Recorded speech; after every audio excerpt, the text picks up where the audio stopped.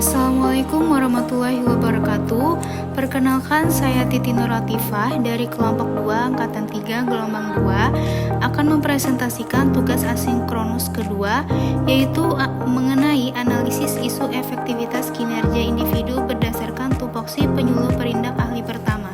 Baik, sini saya akan jelaskan terlebih dahulu mengenai tugas jabatan fungsional penyuluh perindustrian dan perdagangan menurut Kepmenpan nomor 129 Kep-Empan 12/2002 Jangtu Kep 4 Empan 1/2005 tentang jabatan fungsional penyuluh perindustrian dan perdagangan, yaitu memiliki tugas pokok melakukan penyuluh di bidang perindustrian dan perdagangan. Adapun uraian tugas jabatan penyuluh perindustrian dan perdagangan ahli pertama, yang pertama yaitu mengidentifikasi masalah usaha perindustrian dan perdagangan, yang kedua menyusun instrumen pengumpulan data potensi wilayah usaha perindustrian dan perdagangan, yang ketiga sebagai penyaji dalam diskusi konsep program penyuluhan usaha perindustrian dan perdagangan, yang keempat mengumpulkan data pedoman penyuluhan perindustrian dan perdagangan, yang kelima menyusun rencana kerja tahunan, yang keenam menyusun materi penyuluhan bidang usaha perindustrian dan perdagangan kecil pasar modern luar negeri,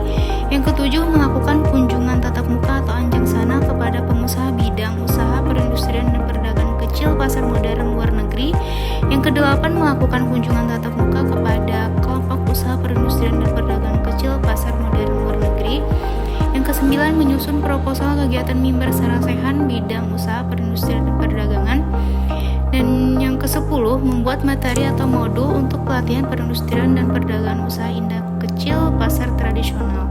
Yang selanjutnya bisa dilihat pada slide, yaitu ada 28 butir uraian tugas jabatan penyuluh perindustrian dan perdagangan ahli pertama.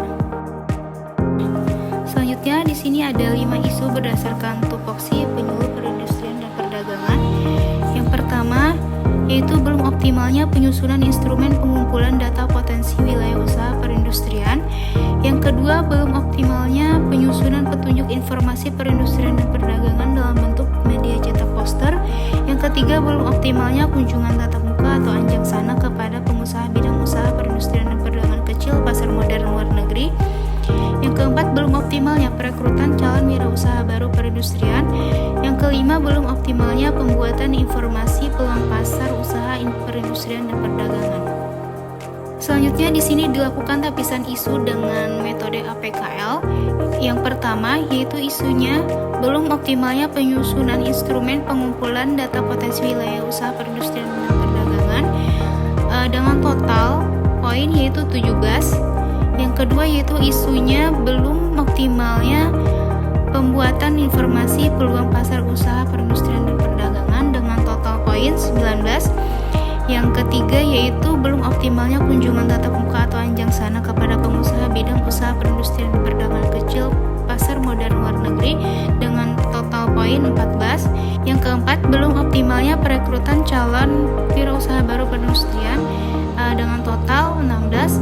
Yang kelima yaitu belum optimalnya penyusunan petunjuk informasi perindustrian dan perdagangan dalam bentuk media cetak poster dengan total poin 18. Setelah dilakukan tapisan isu dengan APKL tadi, dilakukan lagi analisis isu dengan USG dengan 3 isu yang didapat dari APKL tadi. Yang pertama yaitu isunya belum optimalnya pembuatan informasi peluang pasar usaha perindustrian dan perdagangan dengan total poinnya 14. Yang kedua yaitu belum adanya penyusunan petunjuk informasi perindustrian dan perdagangan dalam bentuk media cetak poster dengan total poin 12. Yang ketiga yaitu belum optimalnya penyusunan instrumen pengumpulan data potensi wilayah usaha perindustrian dengan total poin 11. Setelah dilakukan analisis isu dengan USG tadi, didapat masalah utamanya dengan poin tertinggi yaitu 14 poin dengan isu belum optimalnya pembuatan informasi peluang pasar usaha perindustrian dan perdagangan. Setelah itu kita lakukan lagi analisis masalah dengan fishbone diagram sehingga didapat mennya yang pertama yaitu SDM terbatas dalam riset pasar dan pengolahan data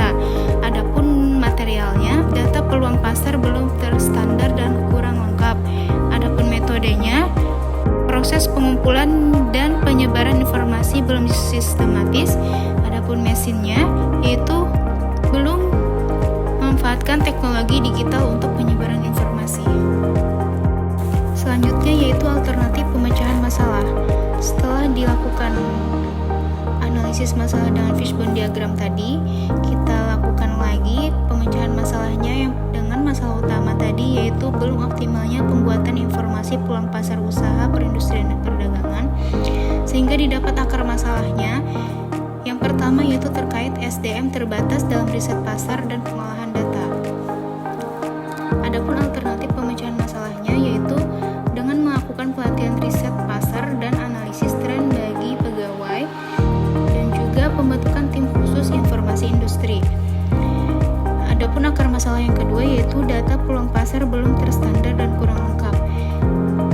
Dengan alternatif pemecahan masalahnya yaitu menyusun format standar laporan peluang pasar dan memperbarui data secara berkala. Adapun akar masalah yang ketiga yaitu proses pengumpulan dan penyebaran informasi belum sistematis.